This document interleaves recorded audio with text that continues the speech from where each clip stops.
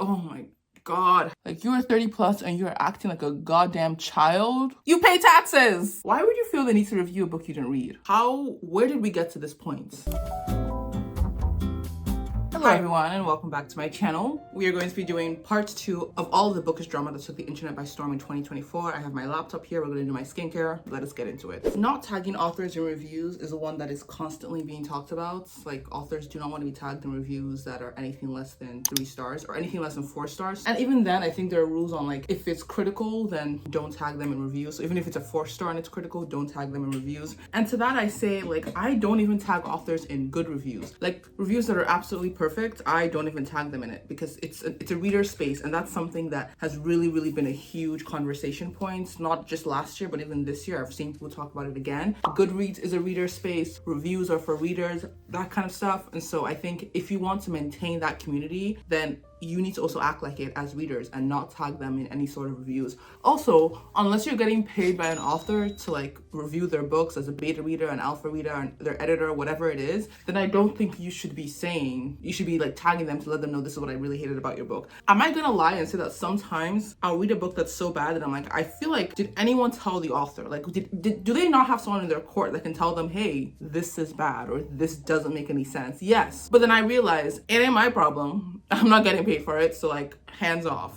And this kind of went back into the conversation about like, is 3 stars a good rating? Because authors are saying, hey, don't tag me in reviews that are 3 stars or less. And readers are saying, but 3 stars to me is good. And I think like those kind of people annoy me, but regardless, like if it's not an amazing review, I'm not tagging an author in it. And even then, like I usually forget because it takes time to like find their handle and make sure it's the right one. Even for me, I'm so icky about this that if I say an amazing book, if I talk about multiple books in a post and I say that one book is fantastic, amazing, and then the other books I'm like maybe being a bit critical, I won't tag the author that I talked amazing things about them because they might be friends with the ones that I'm critiquing their books and I don't want them to feel weird about it. Anyways, that's a conversation that I don't see stopping anytime soon, unfortunately. Tagging authors in reviews that are under 4 stars, 3 stars or less. What do you guys think? Okay, number 2, bookish clicks. Oh my God.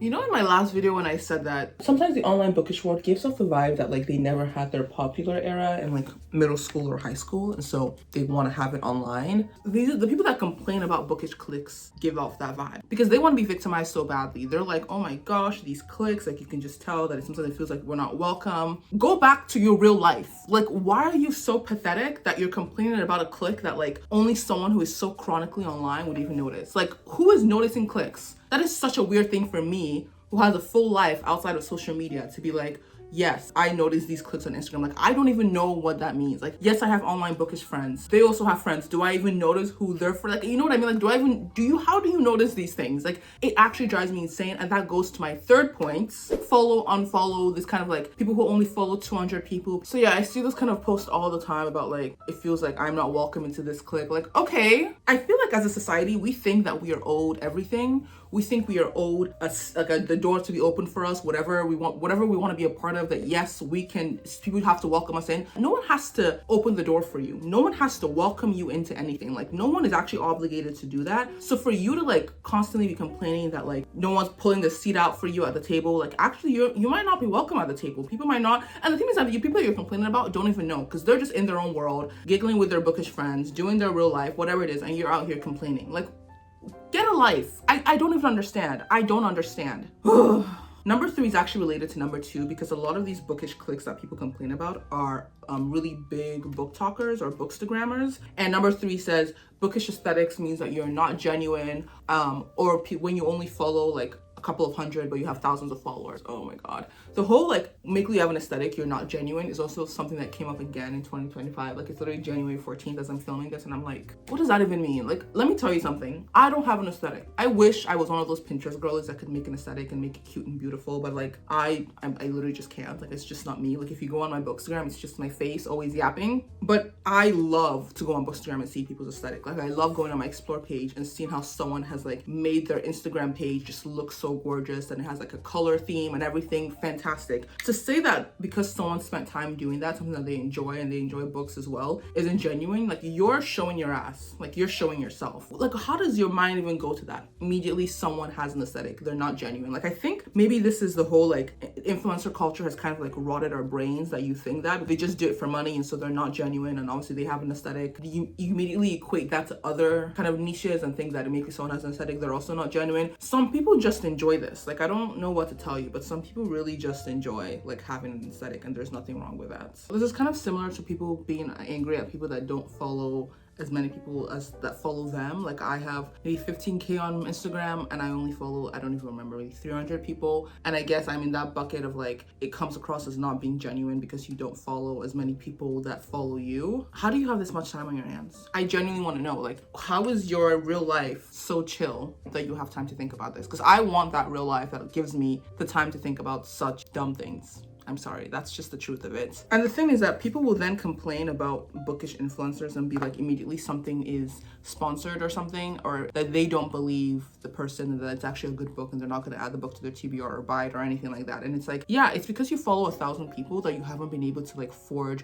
real genuine connections or like really trust the people that you're following. Because let me tell you something, those 300 people that I follow, if they post a sponsored post, I am absolutely liking it. I'm adding the book to my TBR. I believe them that it's going to be a good book. It doesn't mean that I'll end up loving it, but I believe them when they say that they like it. And that's because I take care of the people that I follow to like actually know who I'm following. And that goes for Instagram and TikTok. So you saying that, oh, if you don't follow this many people, then you're not genuine or you're just looking for fans. Looking for fans? If I was looking for fans, I wouldn't be looking for a fan like you. That's just the truth. People just have too much time on their hands. Like, oh my God. Someone has an aesthetic, they're not genuine. Someone doesn't follow the number that you deem to be like genuine, and all of a sudden they're like the mean girls, the clicks. I'm like, where did we get to this point? Number 4, reporting books to Amazon. I guess if it's like a book has a typo or bad grammar, like Amazon gives you the option on your Kindle to report the book and be like, there's something wrong. Maybe they used the wrong they, there, whatever. And authors being like, please don't do this. It will get our books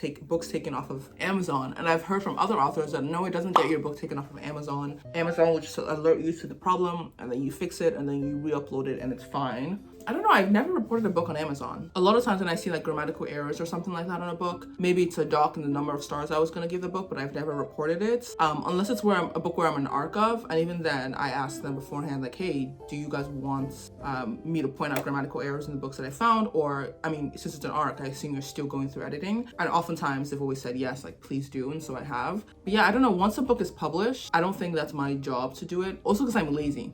That's one thing you know about me, I'm really lazy. So I'm not going to like go out of my way. It's like, I'm going to read a book and assume that this is your best absolute possible work. And you don't need me, the reader, to like go that extra mile. You also don't want me to go that extra mile. Like I'm not your editor. So I don't know. I don't really have thoughts on this. Like I understand why readers do it. A lot of times they think they're helping. No one's doing it maliciously, but ooh, number 5, closed door versus open door spice.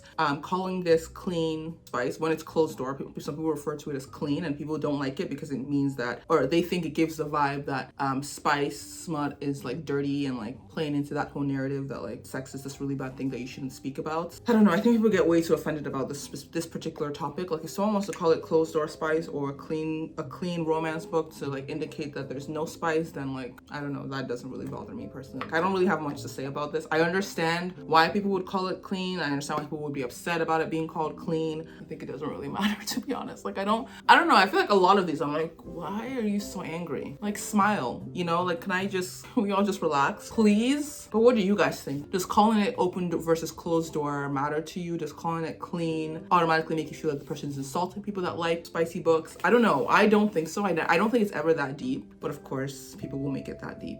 Number 6, whitewashing characters. This stems a lot from like Sarah J Maas books. I guess she has a lot of like ambiguous characters that are like brown or tan, and when people cast them, like fan art and stuff, they make them, I guess, like white, or they use white actors or like white art or whatever, the skin tone for the characters that are supposed to be tan. Let me tell you why I personally, well, first of all, I'm not like in the Sarah J Maas world, so I don't really know. Like the characters that they do it for, I don't really know or care, quite frankly. If someone imagines a character looking like that in their head, I don't know, I don't think it's my job to tell you that no, you shouldn't be imagining the character that way. Obviously it's already canon because it's in the book that the character is tan or the character is brown skin or dark skin or light skin, whatever. So like you imagining the character that way doesn't actually, like, it doesn't matter to me. But also a lot of people like self-insert, which I'm a very visual reader, so like I will take exactly what the author said the character looks like is what the character looks like. I don't play those games when it comes to like, oh, like I can no, I do not self-insert. But I also feel like, is this any more different than someone self-inserting? No. Like, and there's nothing wrong with self-inserting. That's how you read and that's how you enjoy a book. I personally think that obviously if an author describes a character a certain way, that's how I want to think of the character. But obviously people self-insert, that's fine, whatever. That to me, there's nothing wrong with someone then maybe going on their Instagram page and making fan art or something and making the character look somehow different. Everyone thinks about it a certain way. Also, a lot of times in romance books, because people like tall, dark, and handsome, male characters that are very obviously like they're blonde because the book said that they were blonde, people will, like, when they do the fan art, make them dark-haired males. And it's like, is that also wrong? Because no, like the author literally told you that no, he has dark hair. Like, I feel like there's just a lot of gray area, and at the end of the day, people should do whatever they want on their Instagram page. I don't care. I don't know. What do you guys think? Because a lot of these is me just being like, doesn't matter. People should do what they want. Ooh, number 7, don't post negative reviews. Oh, I have gotten a lot of like shit for this from some people being like, you post a lot of negative reviews. And it's like, first of all, again, back to what I said before, let people do what they want on their accounts. But also, if all you're seeing is negative reviews, that's something wrong with your algorithm, babe, and maybe you need to interact with more positive posts so that you will see more positive posts. But regardless, I think people should be able to post anything they want to post, because wow, I look insane. It'll come together, don't worry. Because guess what? A negative review is still a review, and a negative review can make someone else want to pick up the book. I know that's happened so many times when I will post about why I didn't like a book and like why it was like 3 stars or 2 stars for me or why I DNF'd. That will immediately make someone like in my comments be like, oh, I'm actually thinking about picking this up because you said this. And like, that is completely fine because we all have such different tastes. So you know what I mean? Like, it doesn't really matter. Like, just because I think a book is negative and I give that negative review and I say this is why I didn't like it, this is why it didn't work for me, that could honestly end up inspiring someone else to read the book. So I think negative reviews are just as important in the online book space as positive reviews. And I really dislike when the overly positive Nancy's are like, guys, no one wants to see your least favorite books of the year, or no one wants to see your least favorite books of the month. Like, can we just keep it positive? Like, you can keep it positive on your page and mute, block whatever people that you think post reviews that you don't want to see, but like, you can't tell people what to do on their account. Like, you can't do that. And yeah, I just think that both are equally as positive. And obviously in an ideal world, all books to get 5 stars, because that's what authors write the books for. But you don't get to diminish like not so positive reviews just because you like to keep your page positive, and that's fine. I've seen some people say that they prefer to actually post their real reviews on Goodreads as opposed to posting the real reviews on Instagram. So on Instagram they'll only post the positive parts, and then on Goodreads they'll post the full part, both negative and positive. You do you. Some authors don't like that though, and so oftentimes when authors are looking for people to go on their ARC page, they'll check both your Instagram and your Goodreads, because sometimes authors have found that like, oh, I want to be on my ARC team, they apply to be on my ARC team, they've posted positive reviews on Instagram, but then they check your Goodreads and they see the negative reviews as well, and the authors maybe feel like, oh, that's being like not honest, but people are just doing it because they want to keep their Instagram positive, and that's fine. People should do whatever they want. I'm going to post negative and positive reviews on all my platforms because I don't have the energy to start writing different reviews for different platforms, because I'm thinking about somebody's feelings who doesn't know me and I don't know them, and I'm literally just reading your book and vibing and doing my life. Number 8, AI book covers. I mean, AI is literally just taking the world by storm. There's really nothing you can do about that. It's very obvious sometimes to know when a book is, like, the cover is AI. I know people are talking about AI taking away jobs from creatives, and even like AI for Audible. Like, I think they've started testing out using AI to narrate their books, and obviously would 100% prefer a real person. But what I don't like about this is the way people will like jump on an author for using AI and just like start bullying. And you can decide, hey, I'm not gonna read a book by this author because they're doing something that doesn't align with me morally. But then again, the jumping on someone immediately, they do something that you deem to be wrong, going to their comments, bullying them, like leaving nasty comments. People just need better things to do with their lives. That's all I have to say on this. It's one thing to like educate someone, like, hey, like I see that you're using AI for your book cover, like just letting you know that it does take away jobs from creatives and like illustrators, because I couldn't pay like a graphic designer or an illustrator to do the actual book cover for me. And then you can give them like options for economically friendly illustrators and be like, hey, feel free to use this person. They don't charge super much. Or hey, I'm offering actually a discount for the month, $100 for each like book cover. And there you go. Like, you know what I mean? Like, there's a way to do this where you're still building community and being like helpful and friendly instead of always just like jumping down to someone's store. Someone might not even know that like a book, like it's an AI cover, and they get the cover back and everyone else is like, hey, this is AI. And they're like, I literally just got it from my illustrator. Like, how would I know if it's AI? I'm assuming that the person I hired to do it did it, and then it ended up being AI. You just have to assume best intentions is what I think. Oh my god, number 9, the list of people who voted for Trump. I'm Canadian, so this is just me as a Canadian who lives in the States. That list was so weird. And what ended up happening was that the person who created the list was getting just as much hate as they were trying to pile on people who allegedly voted for Trump. And also that list ended up being very wrong, because like I know people that like message me, friends of mine on the Bookish community, being like, I'm not even American. Why is my name on this list of people that allegedly voted for Trump? Like, you know what I mean? Like, you don't have any way to prove this. So you're sending a witch hunt after people for something that you deem to be wrong. And also, I think Americans need a little bit of perspective to sit back and be like, holy shit, more than half the country voted for this man. Does that mean that more than half the country deserves to be villainized? Or is this something where we need to start thinking back about how we can continue to like reach across the aisle and understand why people felt the need to vote the way they did and just do better next time? Like, I was like, wow, the way people are reacting, you would think that like what happened in 2016, he won the electoral votes but didn't win the popular vote, but like he won both. So like for me, like if I was American and like a Democrat, I would sit back and be like, what did I miss? Like, what did I miss? Instead, your first instinct is to create a list to villainize and create like a witch hunt for people. That's weird. That's weird and like quite frankly childish. And what's crazy, and I actually went semi-viral on Threads for saying this, a lot of y'all are 30 plus. Like, you're 30 plus and you're acting like a goddamn child. What? Like, would you tell your 6-year-old or your 13-year-old or your 17-year-old to like, yes, make a list of people that are doing what you deem to be wrong and like circulate it across your school and make sure that everyone knows that they're doing what you think is wrong, even though you have no way of proving it. I thought we were kidding. Like, I thought we were kidding until I went to the girl's profile on Threads and I was like, oh my gosh, she's actually like posting a list. Like, she's updating the list daily to be like, hey, there's a, like, how can someone be so childish? You pay taxes. You pay taxes! And you're acting like this? Anyways, like if you think someone has values that you don't align with, literally just mute them. That's all I do. Literally make like see someone posting something where I'm like, you know what? This doesn't align with what I think of life and I don't want to see this kind of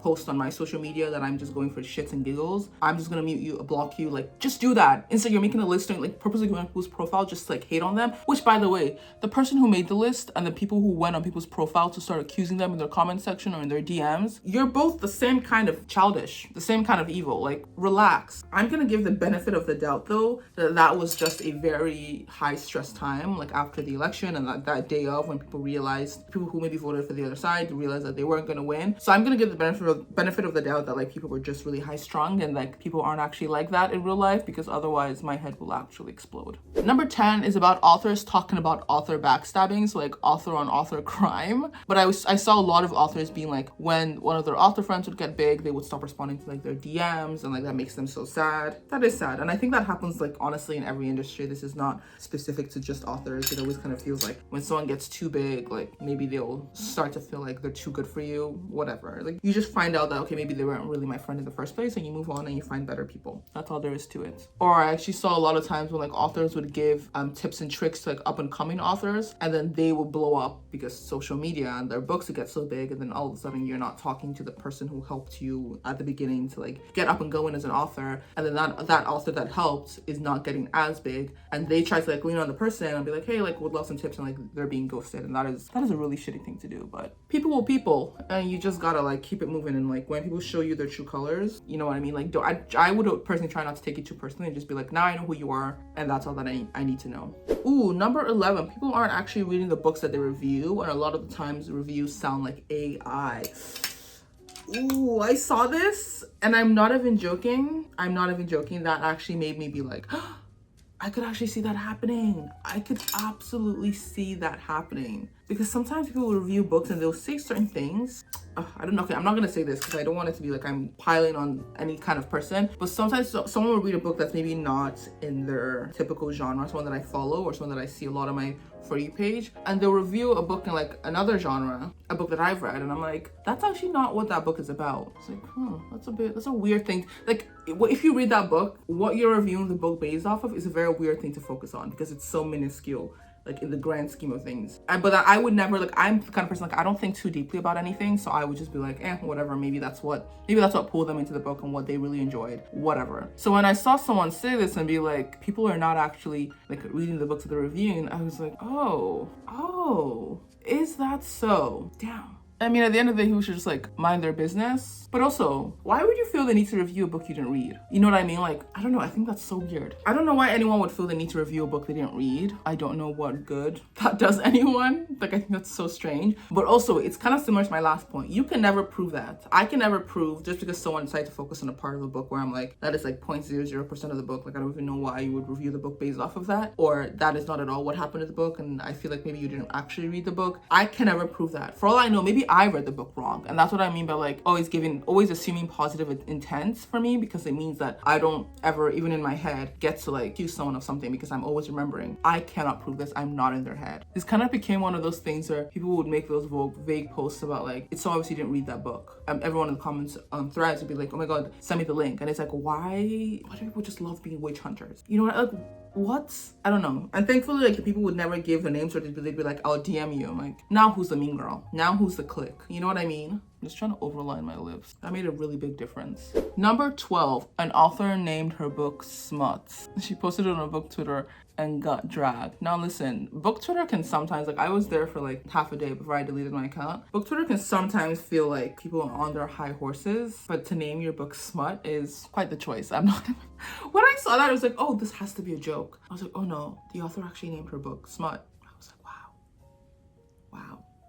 Obviously, people shouldn't be hating on anyone. Like, that's basically like the gist of both the two videos I've posted on BookTube at this point, is like, stop hating on people. But to name your book Smut is quite the choice. Number 13, paid reviews. Okay. I've made multiple posts on BookThreads about this at this point, basically being like, paid reviews isn't really a thing. And also keep in mind that I've never been paid to post about a book. I've been reached out to multiple different times, but I never respond because there's just too much going on in my life to be able to do that. But when someone reaches out to you to post about their book, there are multiple things that you can do. You can do a book unboxing. You can talk about the synopsis of the book and what it's about, or if you like this book, you would like this book, for what I see. You could also do a book review. That could be paid, but no one is actually, for the most part, reaching out to you specifically, hey, I want you to post a paid review. And yes, the FTC warriors, they're letting us know that that is illegal, and I'm telling you, or maybe not illegal, but unethical, whatever it is. I'm telling you that, like, as someone who gets reached out to at least twice a week, to, hey, can you post about my book and I'll pay you X amount. It's never like, hey, review. It's always like, if you feel inclined and if you want to, and if the book was good for you, then yeah, I will pay you to post, like, I'll pay you, and then you can choose how you want to talk about the book, and maybe in that talking about it, it ends up being a review, but it's never a paid review. And so it kind of annoys me when people say this, because it's like, that's not how that works, and no one is actually reaching out to someone to say like, hey, do a paid review and like talk about how good this book is. And maybe people are, and that's unethical, and that happens in every industry, but for the most part, for me being reached out to, like, I know that it's either like book unboxing or just talking about the synopsis, or saying if you like this, you like this, just incorporate it in your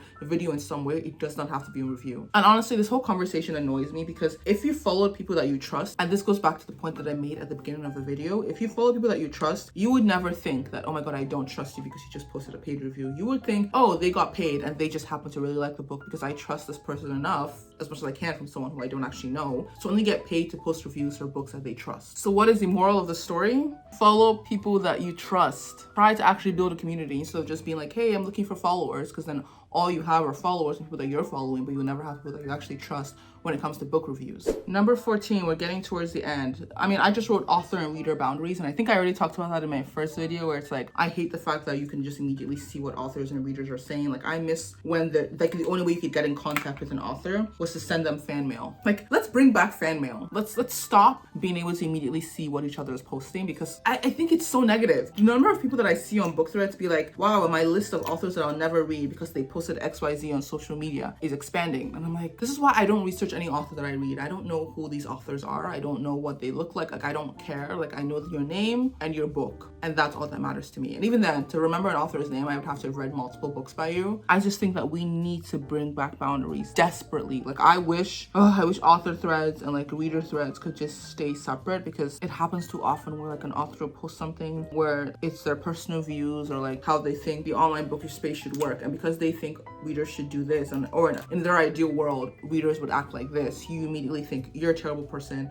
and you shouldn't have said that. Like, are people not allowed to like want certain things even though they know that's not how the world works? I don't know. I cannot stand the lack of boundaries. Number 15. Ooh, pirated books. Pirated books is a big one. People being like, it's unethical, because it is, and people trying to justify it. And this was a huge thing, especially earlier in 2024. It's no longer, people don't really talk about it anymore, but it was huge early 2024, where it was like, hey, if I buy the book physically, then I can pirate it to be able to read it like on my phone or my Kindle or whatever. And people being like, no, you actually can't. And I actually do have like a strongish stance on this, because I do see it as like stealing from creatives, and for me personally, that's not something that I would ever support. You are stealing from a creative. Like, you are stealing from them. If you pirate it, whether you're pirating the audiobook or like the ebook, you are stealing. And people are going to use the excuse that, oh yeah, it's because like I can't afford books. Like, I should still be able to read even though I can't afford. You forget that this is not like, you actually don't have to read. Like, this is a luxury. It is a luxury to be able to read. It is a luxury to you to enjoy something that someone else is putting out. It is not a right. It is not a right to be able to read something that a creative has put out. So yeah, that doesn't work for me. I hate that, because it's like, I think as a society we have the whole thing about what is a right versus what isn't a right warped, because we think that we deserve everything. We think we deserve to be let into a clique, or like for someone to pull out the table for us and let us in, because we think that that's what we deserve. We think we deserve to have like read someone's book and the work that they've worked on for like however many years. It's not a right. It is not a right. Number 16, listening at 3x speed. I mean, there's always conversations about like, if you listen at 3x speed, then you didn't really read the book. Or if you read 100 books a year, then you didn't really read the book. Listen at 3x speed is crazy for me, but also I don't really listen to audiobooks that often. So I understand that like there is that learning curve to be able to eventually do that. Would I ever accuse someone of, hey, you listen at 3x speed, that automatically means that you didn't read the book? Why am I trying to police someone else's reading? Why are you trying to police someone else's reading? Why are you focused so much on what people are doing and not your own books? Why is your TBR mile high? Oh yeah, because you have your nose in someone else's business. Like, step out of it, please. Stop trying to police something just because it's crazy to you. Like, oh my god, if you read 100 books a year, there's no way that you actually retain that. Actually, if you ask me about any of the books that I read in 2023, any of the 100 books I read, I can actually tell you exactly what the plot was. Now what? No, seriously, now what? I think the policing of what people do versus don't do, like, oh, they didn't read the book, it sounds like AI. Oh, they didn't actually read the book because they read it on 3x speed. Like, mind your fucking business. Number 17, we're getting close to the end. This is the third to the last. Follow, unfollow. So I think like this happens a lot on BookTok or BookStagram, where like I guess people are looking for followers, they follow each other, and then a couple of days or weeks later, one person will unfollow the other and leave the other person as a follower because they were just looking for followers and they weren't actually looking for, you know, mutuals or whatever. It's weird. It's weird behavior, and it goes back to the whole thing of like, we are not in middle school, we are not in high school. What are you doing? Like, what are you doing? And that honestly for me is why I don't look for mutuals. If I like your content, I'm gonna follow you. I don't care if you follow me back. I think that's also what it is. Like, people are looking too much for like to gain followers or to have mutuals, and it's like, just follow people because you like their content. Maybe they'll follow you back, maybe they won't. I know that I don't follow a lot of people back because I don't go through my following list. Like, I just stick to people that I've been following like all this time, and it's very rare that I follow anyone new. But I do plan on one day sitting down and like looking through my following and seeing who I want to follow back. But like, it's not a must. And people who don't follow me back on, so there's some people that don't follow me back on BookStagram but follow me on BookTok, and I just know that like people have lives. No one's sitting there being like, oh my god, this person followed me, I have to follow back. Like, literally, like, people have lives. Like, it doesn't matter that much. But also like, to follow, to unfollow because you're looking for followers, not mutuals, is weird. But then also just follow people because you like their content, not because you're looking for followers or you're looking for mutuals. Number 18, Spanish authors providing translations. Okay, this one is obviously nuanced, like everything in life. I think people were talking about how others would complain because maybe they'd read a romance book. It was a romance book, and the author is like, one of the characters is like Latino or whatever, and they're not giving translations for what the MCs are saying in the book, so you can't really understand it. You have to like maybe go on your phone and search it because you don't, like, I don't know, whatever. And then Latino readers basically being like, they don't owe you that. The Latino authors do not owe you to like have to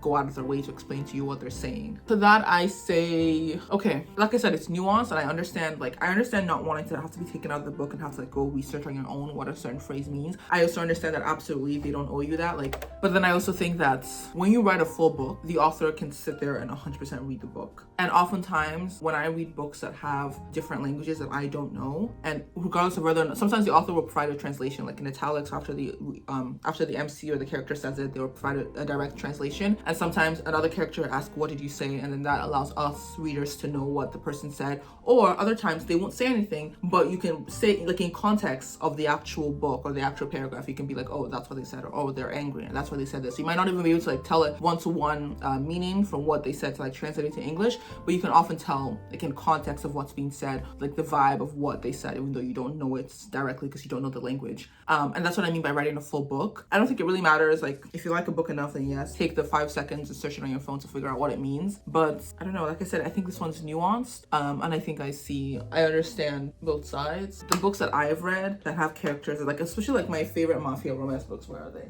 They're not here, they're down there. My favorite mafia romance books, the guys were always Russian and they would always speak to the female MC in Russian, and oftentimes the female MC who is not Russian would like usually translate it or ask them to translate it, like, hey, what did you say? And that always works for me. So I've never read a book where it was like, oh, like this is actually like I have no idea what they're saying. Like sometimes they wouldn't even translate it, or the FMC won't ask them to translate it, but like I can tell that, oh, that's like a term of endearment, and like I don't even need to know exactly what that term of endearment is. I just know that it is, and that works for me as well. I don't know, I don't really have like really strong thoughts on this, except for the fact that I understand why both sides would say what they say, where it's like, hey, like I would love it if authors, when they're speaking in different languages, when the book is mainly in English and then maybe a character says a line in Spanish and it has to do with the plot, it would be cool if they translated it. But then also when an author writes a full book, you as a reader should be able to like use your brain to be able to tell like, okay, they're saying something because they're angry, or this is a term of endearment. You know what I mean? Like you can usually like connect the dots. Not everything needs to be explicitly said. Okay, number 19, people who read 100+ books are lying. That literally, like I already talked about that. Like, no, mind your own, read your books, get through your TBR and stop trying to police what people are doing. Like what's that? I don't even have anything to say to that. Like that, I don't want to annoy myself towards the end. So that's all I'm gonna say. Mind your own. And even if someone is lying, how does that affect your life? Like who cares? If you read 20 books this year, good for you. If you read 200 books, good for you. Be confident in yourself at the time that you took to read those books, knowing what's going on in your personal life, to not care that someone else maybe has a bit more time to read books because maybe that's their job, or maybe they just put more time aside and they don't really have any other hobbies, or maybe they do have multiple hobbies but they listen to it on audio and they drive a lot. Maybe they're truckers and they drive a lot, so they're able to listen to it in the car. Maybe, you know what I mean? Like it doesn't really matter. Maybe they're just fast readers. I know I'm a really fast reader. So like mind your own. And let's actually do number 20 now, because I want to end on like a more interesting note. Women writing men, men writing women. I see a lot of women online complaining about how men write women. And to that I say, the number of books, like every single book I read that's written by a woman, like not every single one, but like, yeah, not every single one, but like the ones that probably won't get a 5 stars from me. They're talking about how big his hand is, how tall he is, the wingspan of his shoulders. And this is a contemporary romance book. Like no man's shoulders are usually that big. Like where are you finding them? Is it like the fucking football field? Like, so what I mean to say is, yes, men write women weird sometimes. Like why are you focusing on her tits so much, or why are you focusing on this so much? Like it's sometimes strange, but then also women write men in also an unrealistic way, to where you focus on his hands and how large they are, or his fucking shoulders, like, or you know what I mean? Like each sex like does something strange when they're writing one another, and it's just because I know people say men are visual creatures. Women are visual creatures too. So yeah, when a woman writes a book, maybe they're focusing on things that they like in their man, and the men that they've dated, or whatever it is. And men focus on things that they like in their women, and like, you know what I mean? Like at the end of the day, the point of a book is to have fully formed characters, and as long as you can do that, it doesn't really matter how you're describing the characters. Like I just think it's one of those things where it happens on both sides, but people only like to focus on one side, because absolutely women, sometimes the way women write men, I'm like, wow, what am I reading? Like this is chapter 3 and I've read about his hands like a million times. But also sometimes I read books written by men and they're describing the women and I'm like, this is a woman, right? Like we're talking about like a living, breathing woman, and you're saying this. Like it happens on both sides. I don't think it's specific to one. I think people focus a lot about men, the way men write women, because obviously like in publishing, like men were able to like actually publish books, and oftentimes when women wanted to publish back in the day, they would have to publish under like a male like pseudonym and stuff like that. And so I understand why it feels like we focus a lot. It's more focused on like how the not so great way that men write women, but Women write men in a very like unrealistic way as well, like a very unrealistic way, like let us be honest. I hope this isn't too much for work, but thank you guys so much for watching another video of mine, and I will see you in the next one. I think I'm gonna go over my bookish goals for 2025 as well as all the books I got for Christmas. I haven't really even looked at them, so I'm excited to go through them with you. Bye everyone.